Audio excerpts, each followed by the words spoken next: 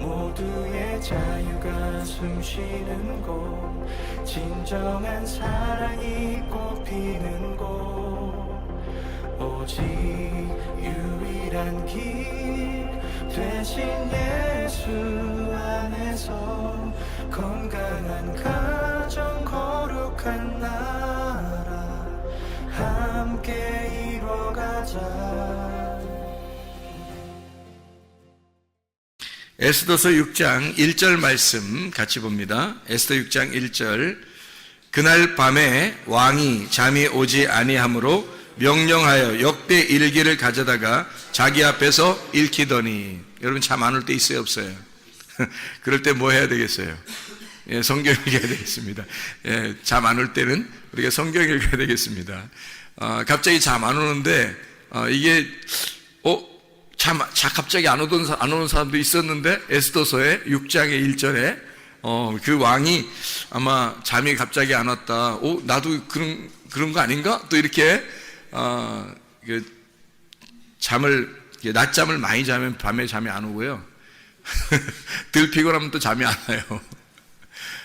그래서 운동도 좀 하고 그러지 않으면 또 성경이라도 읽고 그러면 잠이 틀림없이 옵니다. 진짜 기가 막히게 잠이 잘 오죠. 성경 읽으면.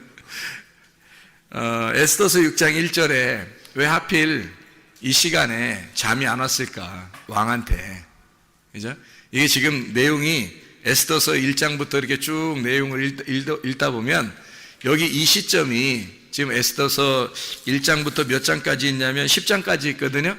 근데 6장에서 하이라이트거든요. 여기가 하이라이트예요. 그러니까 1장부터 10장까지 해서 아주 하이라이트 부분이에요, 이 부분이. 근데 어떻게 되어 있냐면 6장 1절에 갑자기 왕이 잠이 안 오는 거예요. 그러니까 이게 그날이 어떤 날이냐면 이 날이 모르드게를 나무에다 매달아서 죽일 날이에요. 그날 이 날이. 그러니까 그 죽이려고 허락받으러 오는 날이에요. 그날. 그 하만이. 근데 이상하게 그날 딱 와가지고 허락을 받으면 바로 이제 매달아서 죽이려고 그랬거든요. 6장을 읽어보면 그렇습니다. 그런데 갑자기 그 전 밤에, 그러니까 이제 아침이 되면 이제 매달릴 판이에요. 근데 그 전날 밤에 희한하게 잠이 안 오는 거예요. 하나님이. 이상하잖아요. 갑자기, 그죠? 그러니까 이걸 이제 우리들 말로 말하면 타이밍 죽인다. 이런 말 할 수 있죠. 그죠? 타이밍이 아주 끝내줍니다. 요게 만약 그 전날 이런 일이 없었다면 아마 타이밍이 어긋났을 수도 있어요. 그날 이 허락받으러 왕한테 가는 그런 날이거든요. 그 날이 밝은. 그런데 밤에 잠이 안 온 거예요. 그래서 하만이 그렇지 않아도 딱 오자마자 이제 왕이 뭐라 그러냐면 너 잘 왔다. 내가 잠이 안 와서 일기를 봤는데 거기에서 진짜 나한테 굉장히 유익하게 한 자가 있는데 내가 어떻게 했으면 좋겠냐. 그러니까 자기인 줄 알고 막 얘기를 하잖아요. 그래 이렇게 해줬으면 좋겠다, 저렇게 했으면 좋겠다. 그걸 완전히 다 해주라고 모르드게가 계속 인사도 안 했던 사람이거든요. 이 하만한테 인사도 안 했던 사람이라 그렇지 않아도 꼴사납고 그렇지 않아도 죽이고 싶었는데 그날 하여튼 왕이 칭찬하는 사람은 이렇게 할 것이다 라면서 왕복을 입히고 그냥 말 태워가지고 그냥 막 외치면서 이렇게 다녀야 되니까 얼마나 수치스럽게 해서 하만 입장에서는 그 일이 있고 나서 바로 이어가지고 에스더가 이야기를 하는 장면이 나오는 거죠. 왕한테 우리 백성을 좀 돌려주십시오. 너네 백성이 왜 무슨 일이 있는데 내가 나라 절반이라도 너한테 줄 판인데 이렇게 얘기를 하잖아요. 그래서 이제 하만이 바로 이제 잡혀오고 이제 이걸 대역전 드라마가 이제 시작되는 놀라운 일이 6장부터 일어나는 겁니다. 6장에 뭐부터 일어난 거예요? 6장 1절에 대역전의 드라마 시작이 6장 1절에 어떻게 해서 일어났어요? 잠이 안 와서 일어났어요. 잠이 안 올 때 뭐 해야 된다 우리가? 성경 읽어야 된다고. 잠 안 올 때 성경 읽으면 하나님의 놀라운 역사가 여러분에게 임하십니다. 이 사람도 잠이 안 와가지고 갑자기 하나님의 일을 하게 된 거예요. 잠이 안 와서 하나님의 그 원하시는 하나님의 타이밍에 자기가 하나님의 그 시간을 끝내주게 이행하게 된 거죠. 이 사람이 잠이 안 올 때, 그러니까 하나님이 잠 안 재우신 거예요. 갑자기. 그러니까 이런 큰 일들을 하나님께서 이렇게 계획하시고 하나님이 이렇게 만들어 가시는 하나님의 역사를 우리가 이제 성경을 통해 볼 수가 있죠. 그러니까 하나님은 어쨌든 타이밍을 놓친다, 안 놓친다? 안 놓친다. 하나님은 절대 타이밍 안 놓친다. 우리는 답답해, 안 답답해요? 우리는 답답할 때가 있어요, 없어요? 있어요. 우린 답답한 거지. 우리가 왜 답답해요? 한없이 어떻게 응답이 왜 이렇게 오랫동안 안 돼? 응답이. 그리고 언제 될지 모르는 거야. 이게 이제 어떻게 되냐면 우리는 항상 어떻게 되냐면 과거나 현재와 미래가 있기 때문에 이 응답 지금 계속 응답이 안 오고 있어. 작년에도 응답이 안 왔고 계속 응답이 없었으니까 앞으로도 응답이 안 되면 어떡하지 하면서 그 두려워하는 마음이 늘 있단 말이에요, 사람들은. 왜냐면 과거, 현재, 미래를 사니까. 근데 하나님은 답답할 일이 별로 없어요. 하나님은 답답할 일이 없으니까 내가 지금 역사할게. 그럼 그 지금 역사하는 거예요. 근데 그게 희한하게 우리의 인생에서 하나님이 우리의 인생을 간섭하시는데 절대 거기서 타이밍을 안 놓친다는 거죠. 하나님이. 근데 사람들은 답답하고, 내 기도한 게 왜 이렇게 안 되지, 그렇게 할 수 있어요. 근데 하나님이 이 왕을 갖다가 잠을 안 재우시고 그 타이밍에 거기서 그날 그렇게 역사하지 않았다면 이게 어떻게 됐을지 모르는 그런 시점인데요. 절대 그 타이밍을 안 놓칩니다, 하나님이요. 왕을 잠을 안 재워서라도 그 역사를 이루는 거, 하나님의 뜻을 이루는 거예요. 그게 하나님이셔요. 보라, 지금은 은혜 받을 만한 때요. 보라, 지금은 구원의 날로다. 하나님은 항상 현재, 지금만 있다. 하나님은 항상 현재만 있는 것이다. 그러니까 과거나 미래가 아니라 현재, 지금. 네가 지금 기름 등불 준비하고 있느냐? 네가 지금 주님 만날 준비하고 있느냐? 네가 주님 언제 오실지 모를 때 너는 지금 주님 준비하고 있는 사람이냐? 지금 기름이 떨어지지 않고 있느냐? 이걸 물어보셔요. 주님이 그거 보신다고요.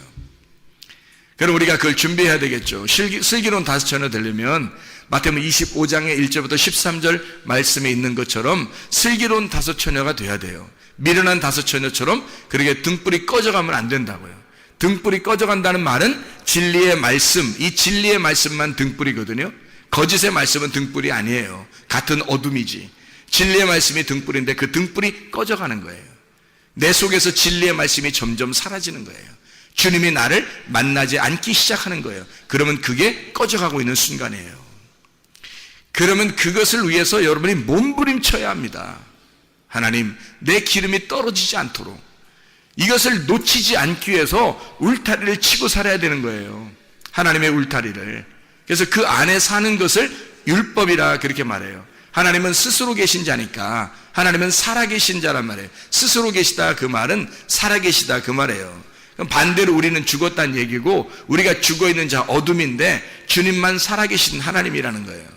그 살아계신 그 하나님이 우리에게 뭐라 그러냐면 너 기름 등불 꺼치지 말라는 거예요. 내가 널 만나줄 테니까. 그게 꺼지면 어둡다는 거예요. 그거 꺼지면. 그래서 그거 등불을 계속 켜야 된다는 거죠.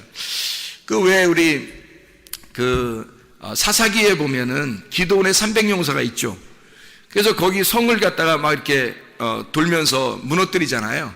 근데 거기 그 성을 무너뜨릴 때 항아리를 어떻게 해요? 항아리를 깨뜨려요. 항아리가 우리의 육체거든요. 말씀이 등불이고 거기 항아리가 육체예요. 말씀이 육체를 입고 오셨다, 그 주님이. 그래서 깨져야 될 것은 항아리고 속에 등불이 나타나는 거죠. 그러니까 결국 주님께서 죽으실 땐 뭐가 죽었어요? 육체가 죽으시고 말씀은 살아계시단 말이에요. 등불이 켜져 있다고. 그 등불이 계속 켜져 있는데 그게 내 속에서 등불이 켜져 있어야지. 그러려면 어떻게 돼야 돼? 내가 이게 육체가 돼야 돼요? 몸이 돼야 돼요? 몸이 돼야 돼요. 이 무슨 말이냐면 육체로 죽으셨으니까 육체는 내 육체잖아요. 예수님이 십자가 못 박혀 돌아가시는 그 육체는 나의 육체라고. 그러니까 나의 육체는 끝났어야 된다고, 십자가에서. 끝나야 되고, 그러면 뭐가 돼? 그리스도의 몸이 돼야 되는 거죠. 그리스도의 몸이 살아있는데 그 속에 뭐가 있다고? 등불이 꺼지지 않고 있죠. 부활하신 주님이. 그래서 그 말씀이 내 속에서 계속 불이 타고 있는 거예요. 그러면 그걸 보존하는, 이게 내가 육체가 아니라 몸이 되는 거죠. 그러면은 이게 교회가, 몸이, 성전인 내가 이걸 보호하고 살아가는 거예요. 이걸 꺼치지 않고 계속 이렇게 보호하면서 살아가게 되면 신랑 만난다는 얘기입니다. 그게.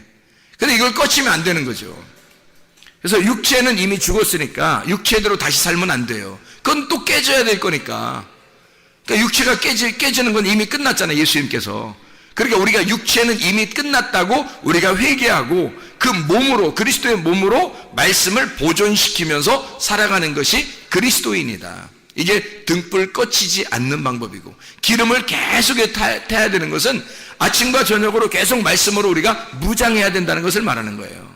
계속 아침과 저녁으로 말씀을 무장해야 돼요. 성경에 있는 사람들도 아침과 저녁으로 모였죠. 그들이 아침과 저녁으로 말씀과 기도로 충만했단 말이에요. 그 사람들 왜 그렇게 했어요? 날마다 그들이 모이고 날마다 말씀과 기도로 충만했어요. 그 말은 그 사람들도 그 기름 등불을 꺼치지 않기 위해서, 초대교회에서도 타락한 자들도 있었어요. 거의 없는데 간혹 한두 명 있었다. 근데 그 사람들은 어떻게 하면 꺼치는 사람이에요. 불이 꺼진 사람. 기름 등불이, 기름이 꺼져가는 사람이라고. 그럼 미련한 다섯천하가 되는 거예요. 슬기로운 다섯천하가 되면 우리는 기름 등불을 꺼치지 말아야 돼. 그 꺼치지 않는 걸 뭐라 그러면 살아있다 그래요. 살아있다 그러면 스스로 있는 자가 계신다. 그게 생명이다라는 얘기예요. 생명이면 영생하는 것도 생명이잖아요. 영원한 생명. 그래서 천국에 사는 거거든 우리가. 사망 그러면 어둡고, 사망 그러면 죽는 거예요. 끊어지는 거고 하나님하고 분리가 되는 것을 말하는 거죠. 그러니까 살아있어야 된다, 생명이 있어야 된다. 그러면 하나님은 우리를 다시 회복시키는 것이 하나님의 뜻이라는 거죠. 에스더서 6장에 보면 하나님의 회복시키시는 시점인 거죠. 이게 하나님이 절대 타이밍 안 놓치니까, 왕을 잠을 재우지 않아서라도 하나님은 이 왕이 잠을 안 자게, 왕을 잠을 안 오게 해서라도 하나님의 타이밍을 맞추어 주신다고요. 절대 그걸 안 놓치신단 말이에요.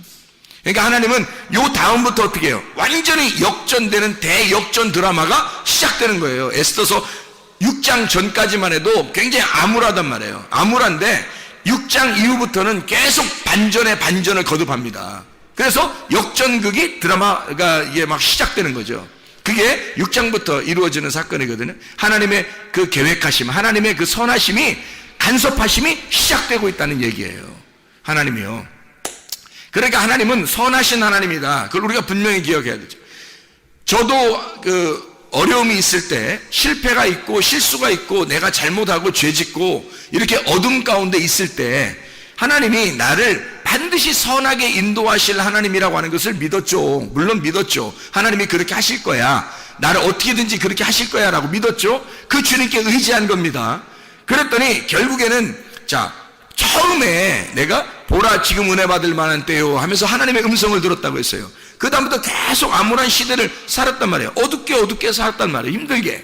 그러다가 결국 하나님이 나를 돌려놓기 시작하는데, 원래 이 하나님이 내게 응답하시는 음성을 하나님이 주시는, 보라 지금 은혜 받을 만한 때요가 돌아와 보니까, 수십 년이 지나서 하나님 앞에 돌아와 보니까 보라 지금이 되더라는 거예요. 그게 아니, 보라 지금이라고 수십 년 전에 얘기했는데 다시 돌아와 보니까 보라 지금인 거예요. 보라 지금은.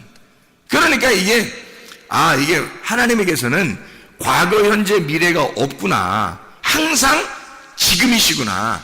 하나님이 나를 제자리로 돌려놓는 데까지는 수십 년이 걸렸어요. 그런데도 그것이 지나고 나니까 그게 보라 지금은 은혜 받을 만한 때고, 보라 지금이 구원의 날이더라. 그런 말이죠. 그럼 왜 이렇게 빙빙빙빙 돌려서 다시 제자리로 갖다 놨을까요? 여러분, 그 가나안 땅에 있었던 이스라엘 백성들 아시죠? 야곱 때 아브라함, 이삭, 야곱이 가나안 땅에 살고 있었습니다. 야곱 때 어떻게 됐어요? 애굽으로 가게 하죠? 근데 그게 하나님의 계획이에요? 그냥 어떻게 우연히 된 거예요? 하나님의 계획이에요. 애굽으로 가서 다시 거기서부터 출발해요. 400여 년을 지나고 다시 오게 해서 원래 가나안 땅으로 들여보내질 때까지 이것을 기간을 엄청나게 지난단 말이에요. 수백 년이 걸려서 이거를 지나서 그 과정을 지나서 결국 가나안 땅에 다시 돌려놓는 거예요. 그렇죠? 그게 하나님의 계획이란 말이에요. 그러니까 여기서 가나안 땅에서 떠나는 백성이 다시 돌아올 때까지가 바로 누구를 말하는 거예요? 바로 여러분과 저를 말하는 거라고요. 이건 이 사람들이 수백 년이 걸쳐서 우리를 보여주는 거란 말이에요. 이게 하나님이 원래 출발하는 그 장소에 하나님이 다시 되돌려 놓기까지는 수백 년이 이 사람들이 걸렸다. 저 같은 경우도 수십 년이 걸렸다. 하나님의 그 응답을 받은 그 시점부터 수십 년이 걸려 다시 제자리로 돌아오게 하더라는 거죠. 결국에는 하나님의 선하심입니다. 절대 타이밍 안 놓쳐요. 우리로서는 막 안타깝죠. 빨리 성공하고 싶고 빨리 뭐가 좀 되고 싶고 빨리 응답받고 싶고 기도했다면 척척 막 다 응답받고 싶고 그렇죠. 근데 절대 하나님의 타이밍에서는 절대 놓치지 않으니까 하나님의 타이밍에서는 늦은 게 아니에요. 우리가 늦다고 생각하는 거지. 하나님의 타이밍엔 절대 늦은 게 없다고요. 자, 예를 들어서 어떤 사람이 계속 어둠 가운데 이렇게 암울한 가운데 살다가 다시 돌아오는 시점이 돼서 딱 돌아오게 돼요. 원래 원점으로 하나님의 그 부르심에 딱 돌아오게 됐어요. 그 타이밍에 딱 맞게 왔어요. 왔더니 그 다음날 죽었더라. 괜찮은 거예요. 천국 가니까 괜찮다고. 돌아왔잖아요. 돌아온 거니까 하나님에게선 지금이라고요. 그게 우리는 한참 걸렸지만 하나님은 지금이야. 그냥 괜찮다고요. 우리는 자꾸 늦다고 생각해. 하나님께서 왜 빨리빨리 역사하지 않을까 이렇게 생각할 때가 많아요. 근데 하나님은 늘 지금이야. 하나님 절대 늦추지 않으십니다. 늦지도 않아요. 그걸 절대 타이밍을 놓치지 않는다. 왜 이렇게 돌리는가? 우리를 뭐 하려고 그러는 거예요? 애굽에 있는 이스라엘 백성들을 광야로 끌어내서 그 용광로 같은 광야에 집어넣었다가 다시 가나안 땅에 오게 해요. 그냥 바로 그냥 휙 오면 안 되나요? 하나님이 뭐 그런 역사 하지 못하겠어요? 충분히 할 수 있거든요. 근데 안 한다고요. 광야에까지 집어넣고 그 다음에 다시 가나안 땅에 오게 해요.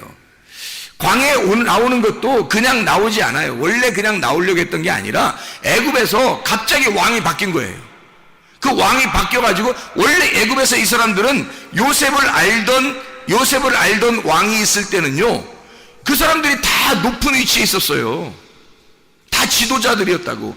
애굽을 다스리는 사람들이었다고. 그 다스리는 그 사람들이 누구예요? 다 야곱 자손이에요. 야곱 자손들이 요셉이 왕권을 가지고 있기 때문에 자기 형제들을 다 한 자리씩 다 줘서 그 밑에 내려갈수록 조카에게 또 자녀에게 손자에게 계속 400년 동안을 계속 높은 자리를 줬기 때문에 애굽에서 보통 높은 위치를 가진 사람들이 아니었을 거란 말이에요. 이 사람들이. 그러니 나오고 싶겠냐고. 이 사람들이 생각을 해보세요. 나오고 싶지 않다고요.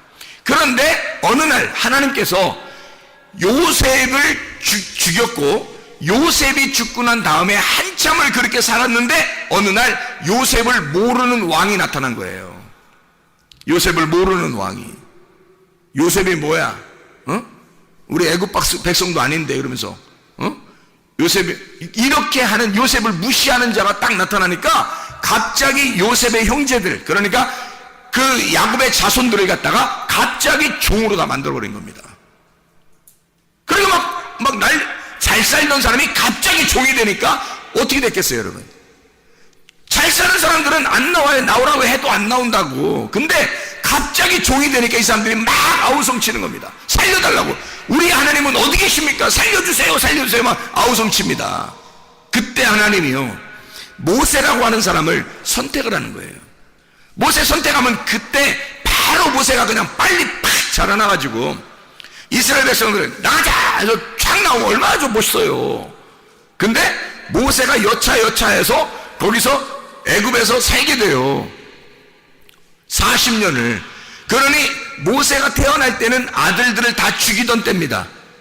아들들을 다 죽이던 때에 40년을 애굽에 있게 하고, 그죠? 그럼 40년이 지난 겁니다. 고통받는 시간을 40년이 지난 거예요.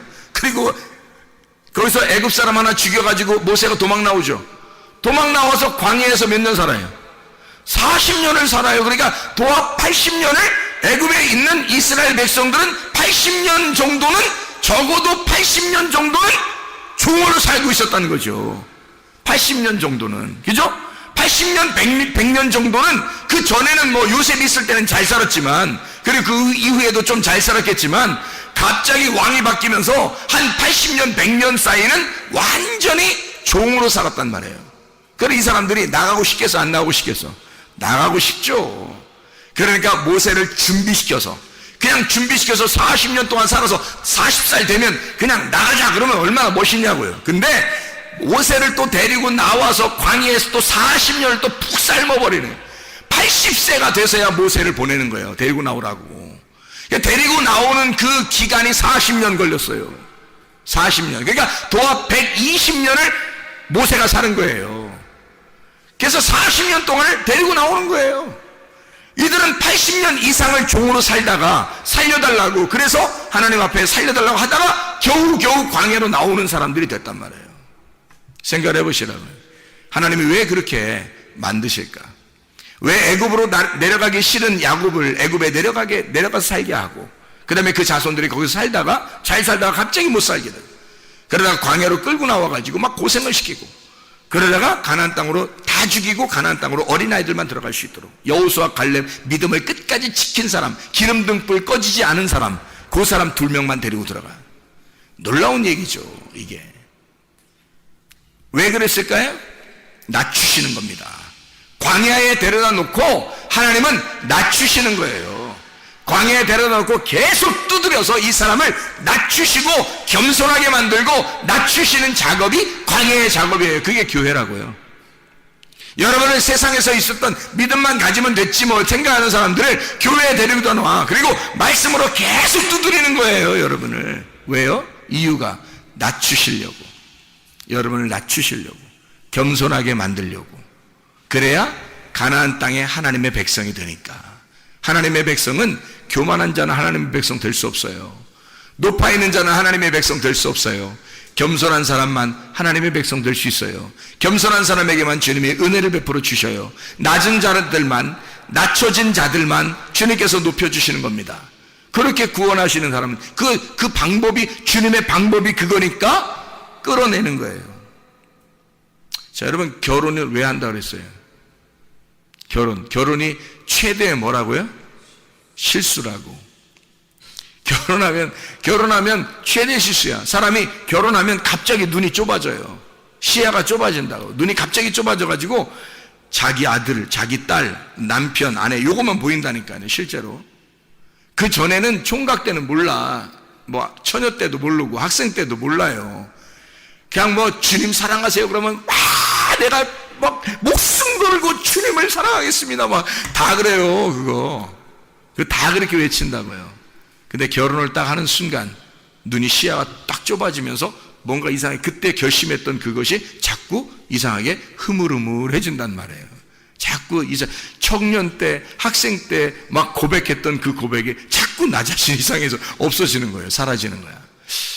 그래 나중에 이제 뭐라 그러냐면, 내가 말이야 왕년에는 내가 옛날에는 내가 너희들처럼 진짜 내가 열심히 했었는데, 이렇게 이런 헛소리 픽픽 하는 거죠. 왜 그렇게 됐어요? 이 사람이 결혼만 안 했으면 끝까지 갔을 텐데 결혼했기 때문에 시야가 좁아진 거예요. 자기 남편, 자기 아내, 자기 자식, 자기 돈, 자기가 먹고 살 거, 요게 탁 보이기 시작하는 거예요. 그래서 그런 거죠, 그죠? 결혼이 그래서 예수를 믿는 사람들에게는 최대의 실수입니다. 그렇죠? 근데 예수를 언약의 말씀으로 만난 사람은 진짜 아름다운 게 결혼이에요. 진짜 행복한 게 결혼이거든요. 주님 놓치지 않으면서 결혼 생활 해보세요. 얼마나 아름다운지. 주님을 최우선주의로 생각하면서 결혼 생활 해보세요. 얼마나 아름다운지 몰라요. 항상 예수님이 1번이에요. 2번이 남편, 아내, 또 2번이 딸, 아들. 이렇게 항상 1번이 예수님 해보세요, 여러분. 그러면요 결혼 생활이 굉장히 아름다운 게 될 겁니다. 근데 시야가 딱 좁아, 결혼하면서 시야가 딱 좁아지면서 어떻게 되느냐, 갑자기 사람이 어떻게 바뀌어? 갑자기 딱 가정만 딱 바라보게 되거든요. 일단 그래서 교회보다 가정, 하나님보다 가정, 이게 먼저 이걸 막 생각하게 돼 있어요. 그러면요, 그것을 내가 이걸 먼저 생각해야지만 막 이렇게 하잖아요. 그러면 어떻게 되는지 알아요? 그들에 의해서 고통을 받기 시작합니다. 그들에 의해서.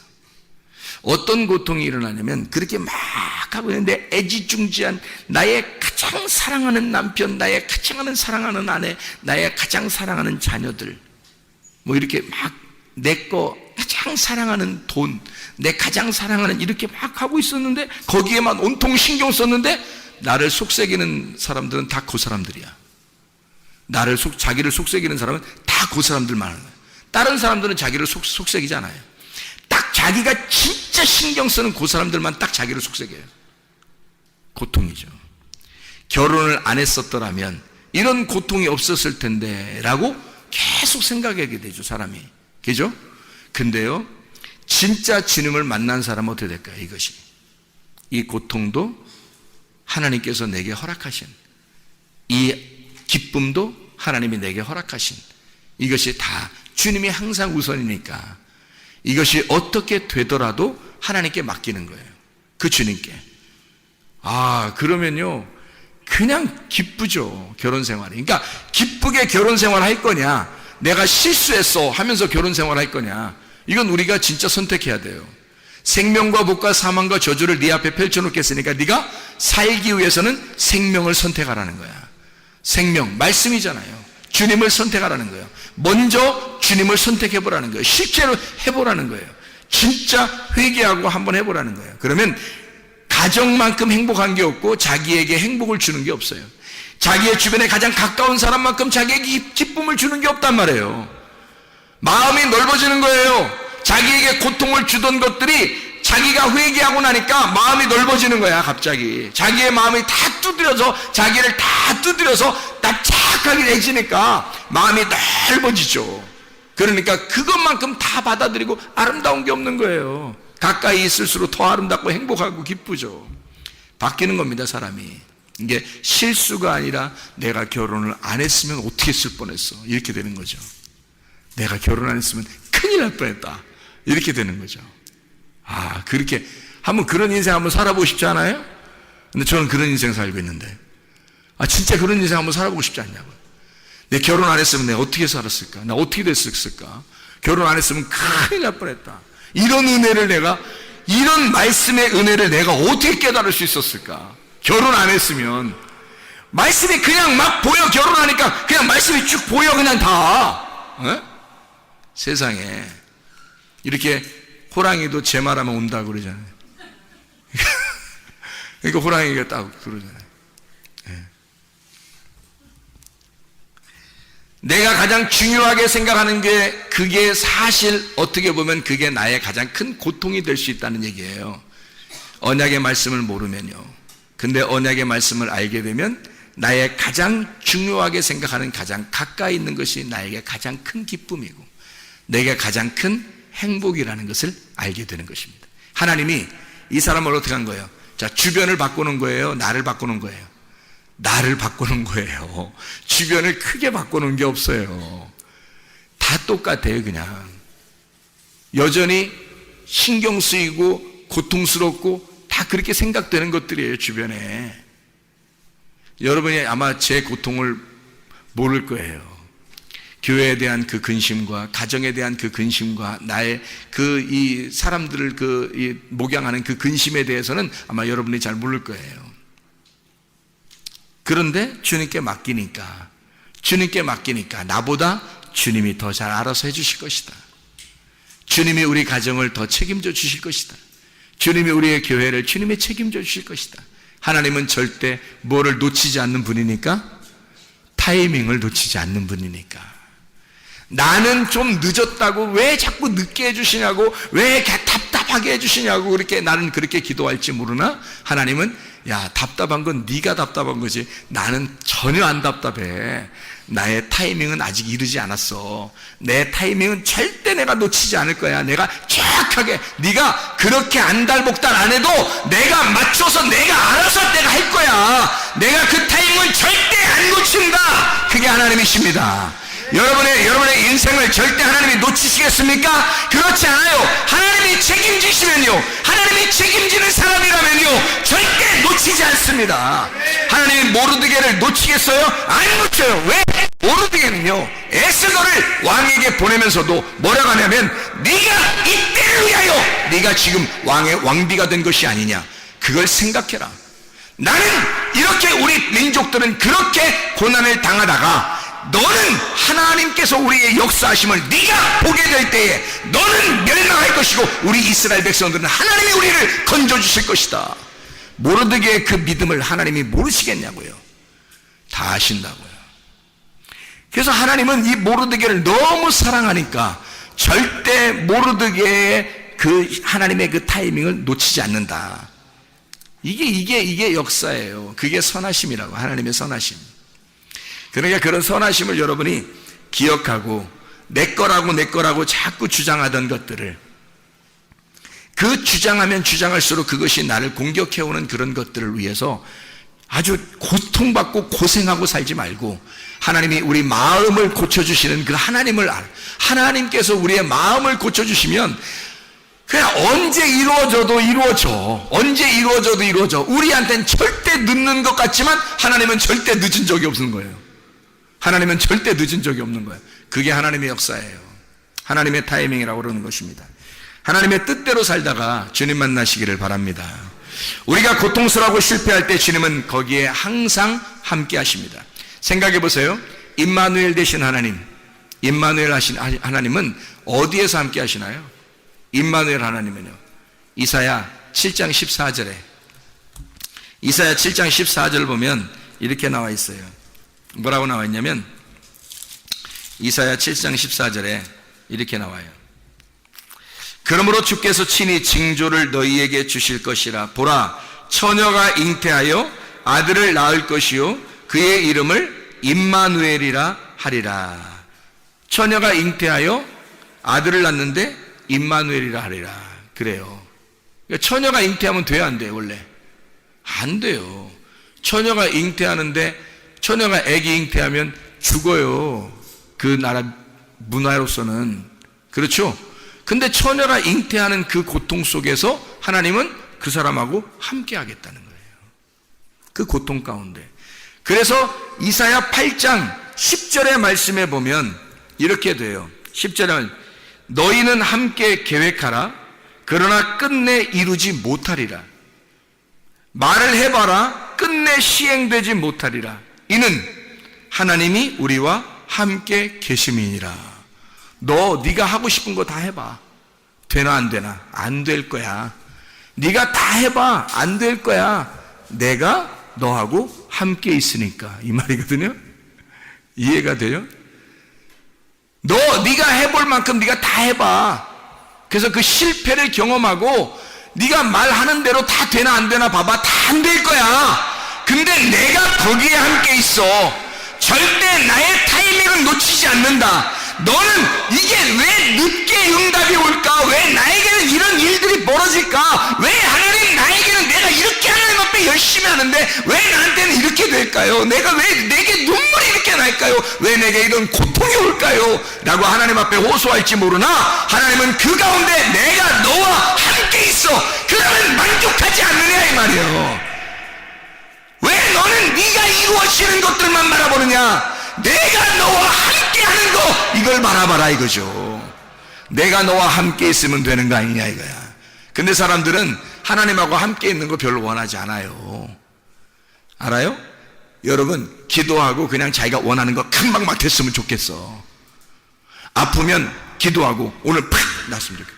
뭐 돈 없는데 빚도 못 갚고 돈 없는데 갑자기 돈이 갑자기 누가 전화 띠링 갑자기 가서 이런 기적들도 어떤 사람이 일어난대. 그러면서 나는 왜 이런 기적이 안 일어날까? 그래서 띠링 전화가 갑자기 누가 돈을 내가 돈 좀 주면 안 될까? 왜? 돈을 갑자기 팍 갖다 주면 이러면 좋겠죠. 막 자식을 위해서 막 기도, 하나님 이 아이가 대학을 잘 하나님 했더니 아마 공부도 좀 별로 안 한 것 같은데 이상하게 시험 봤는데 점수가 팍 좋아요. 할렐루야. 대학을 막 갑자기 좋은 데를 턱하니 집어넣었더니 그냥 턱하니 합격을 했어요. 얼마나 행복하겠어요. 우리는 바라는 게 순 그런 것들이라고요. 우리가 바라는 것들은 순 그런 것들이라고. 생각해 보세요. 그런가 안 그런가. 주님이 뭐라고 그러냐면요, 네가 하고 싶은 거 다 안 될 거야. 그때 내가 너와 함께 있을 거야. 그런데 내가 너와 함께 있으면 다 된 거 아니야? 그거예요. 주님은 그걸 바라보는 거거든요. 네가 그랬으면 좋겠어. 네가 그런 생각을 하고 살았으면 좋겠어. 근데 사람들은 안 그렇다고요. 왜 하나님은 내게 이런 응답 주시지 않냐고 하죠. 근데 하나님은 안 그렇다고요. 내가 너와 함께 할게. 내가 임마누엘이야. 그 이름, 처녀가 아들을 잉태하여 그 아들이 오면은 임마누엘이라고 해라. 예수, 그가 구원자다. 네가 안 될 때, 네가 아무것도 못할 때 하나님의 타이밍은 절대 놓치지 않는 거야. 가장 어두울 때, 네가 가장 힘들고 고통스럽고 어둡다고 할 때, 그때 위로자가 나타날 거야. 그때 진짜 예수가 나타날 거야. 임마누엘이 함께 하실 거야. 그거거든요. 그러면 된 거 아니에요. 하나님 앞에 감사하는 거죠. 하나님 고맙습니다. 나와 함께 해주셔서 고맙습니다. 지금 저와 함께 동행하고 있으니 감사합니다. 그러면 되는 거죠. 그러니까 맨순 하나님 생각도 안 하고 주여 주여 하고 막 구하고 그러죠. 근데 주님은 우리에게 뭐라고 말해요? 주여 주여 한다고 천국 가는 게 아니다. 아버지의 뜻대로 행하여 천국에 들어가는 것이다. 아버지의 뜻은 뭐냐면 우리가 고민하고 고통스러워하는 그 사람하고 함께 하겠다는 게 아버지 뜻입니다. 그냥 가만히 멀쩡하게 있는데 하나님이 함께 하실 때 그런 말이 아니에요. 가장 어둡다고 네가 느껴질 때, 그때 빛이 찾아올 거야. 그래야 그 빛의 소중함을 아는 거죠. 자기가 어둡다고도 생각하지도 않는데 빛이 와봐요. 별로 뭐 반갑지도 않죠. 근데 자기가 진짜 가장 어둡다고, 너무 힘들다고, 가장 고통스럽다고 할 때, 그때 임마누엘이 빛이 오셔봐요. 얼마나 반갑겠습니까? 그럴 만나 그리워하겠어요. 바로 그겁니다. 주님과 동행한다는 거, 주님이 함께 하신다는 거. 우리는 시간적으로 우리의 시간을, 지나가는 시간을 보고 있지만 하나님은 그렇지 않아요. 너는 아직도 낮아져야 돼. 아직도 내가 너를 두들겨 패야 돼. 아직도 너를 갖다가 낮추어야 돼. 너를 막 이렇게 만들어 가야 돼. 너를 넓혀야 돼. 네 마음을 자꾸 넓혀야 돼. 마음과 생각을 내가 지켜줘야 돼. 이거를 자꾸 넓혀야 돼. 네가 아직 마음이 좁아. 그게 고린도 후서 6장 1절부터 13절까지의 말씀이잖아요. 그게 보라 지금 은혜 받을 만한 때요, 보라 지금 구원의 날이로 다 해놓고 주님은 우리 보고 마음 넓히라고 하잖아요. 마음 넓히라고. 마음 넓히는 것이 하나님의 목적이니까 마음만 넓어지면 주님이 함께 하신다는 걸 금방 깨닫거든요. 그렇습니다. 하나님께서는 우리와 함께 하시길 원하셔요. 그래서 광야에 데려다 놓고 만나만 내리는 거예요. 주구장창 만나만 내리는 거예요. 아무것도 안 주고 만나만 내려요. 그러니까 자기가 가지고 싶은 게 없어요. 광야에 40년 지내봐요. 뭐 가지고 싶은 게 있나? 매일 만나는 내려주고, 뭐 자기가 가지고 있는 게 뭐 쓸데가 있어요? 어디다? 쓸데가 없잖아요. 어디다가 계속 만나는 내려주고 먹을 건 주고. 그러니 쓸데가 없으니까 거기서 무슨 욕심이 필요하겠냐고요. 거기서 애굽이나 가야 욕심이 필요하죠. 그러니까 사람들이 애굽 가자는 거예요. 자기들이. 왜? 선악과 먹겠다는 거예요. 다시 애굽에 가겠다는 거예요. 다시 시작하겠다는 거예요. 자기 그쪽 가서 자기 돈 좀 써보겠다는 거예요. 자기 명예 좀 한번 지켜보겠다는 거야. 자기 거 한번 해보고 싶다는 거예요. 주님은 그거 홀딱 빼버리려고 한 건데, 그거 다 헐어버리려고 한 건데, 광야로 데려나와서 만나만 주구장창 내리면서 다 헐어버리려고 한 건데, 사람들은 그거를 다시 요구한단 말이에요. 교회 나온 사람들도 다 마찬가지예요. 하나님의 간섭하심을 받는 걸 좋아하지 않고, 하나님 나를 간섭하지 말고 내가 한번 내 뜻대로 한번 하고 싶습니다. 하나님의 간섭하심이 있어야 돼요. 그 간섭하심이 있을 때 임마누엘 하십니다. 하나님 내가 너와 함께 하겠다. 시편 30편 5절에 그분의 진노는 잠시뿐이요 그분의 은총 안에는 생명이 있습니다. 밤에는 울음이 있을지라도 아침에는 기쁨이 임하리로다. 너희가 그렇게 힘들어할 때, 너희가 고통스러워할 때 주님 내가 너와 함께 하겠다. 에스더 6장 1절 말씀, 하나님께서는 절대 하나님이 타이밍을 늦추지 않습니다. 놓치지 않아요. 지금 기름 등불이 꺼져가고 있는가, 아니면 지금 기름 등불이 준비되어져 있는가, 날마다 하나님의 말씀으로 만족하며 살아가고 있는가, 우리는 하나님의 타이밍에 우리는 그 자리에 지금 있는가, 하나님이 하나님께서 절대 내가 너와 함께 하고 싶은 사람인가, 그렇게 고민하고 그렇게 고통스러워하고 그렇게 하나님의 위로를 기다리는 자인가, 하나님의 기름 등불 때문에 내가 고민하는 자인가, 진짜 오늘도 그렇게 살기 위해서 몸부림치는 자인가, 그런 사람과 우리 주님은 함께 하십니다. 왜 하나님은 이렇게 우리를 고통 가운데 그냥 두냐면 하나님께서 우리를 디자인하고 싶어 하셔서 그런 거예요. 우리의 인생을, 내 인생을 내가 디자인하면 엉망진창이 나옵니다. 그러나 내 인생을 하나님 앞에 맡기면, 그러면 하나님께서 나의 인생을 디자인하기 시작하죠. 하나님은 우리의 가정을 하나님께서 디자인하기 시작하죠. 하나님의 방법대로, 하나님의 뜻대로 우리를 계획하신 대로 하나님의 그 타이밍 안에서 하나님이 우리를 만들어 가실 것입니다. 내가 답답한 거지, 내가 내 걸 만들려고 하다 보니까 답답한 거지, 하나님은 답답할 일이 없습니다. 하나님은 자기가 디자인하여 여러분의 인생도, 여러분의 가정도, 우리의 교회도 하나님이 디자인하기를 원하신단 말입니다. 하나님께 맡겨서 하나님이 나를 디자인하시도록 그렇게 맡기는 인생을 살 것인가, 아니면 내 인생을 내가 디자인하여 망치면서 살아갈 것인가, 이것은 우리가 생명을 선택할 거냐 사망을 선택할 거냐, 우리는 선택하는 사람입니다. 주님 오늘도 생명을 선택하며 살게 하옵소서. 일평생에 하나님이 디자인하는 내 인생을 하나님께 맡길 테니 하나님이 나의 인생을 디자인해 주십시오. 하나님, 우리의 가정을 주님께 맡길 테니 우리의 가정을 주님이 디자인해 주십시오. 하나님의 타이밍에 절대 그 자리에 모르드게처럼 있는, 그 자리를 지키는, 그 믿음을 굳게 지켜 거룩한 자존심을 가지고 있는 사람, 그런 모르드게처럼 하나님의 마음에 쏙 드는 사람들이 다 되시기를 바랍니다. 기도하겠습니다.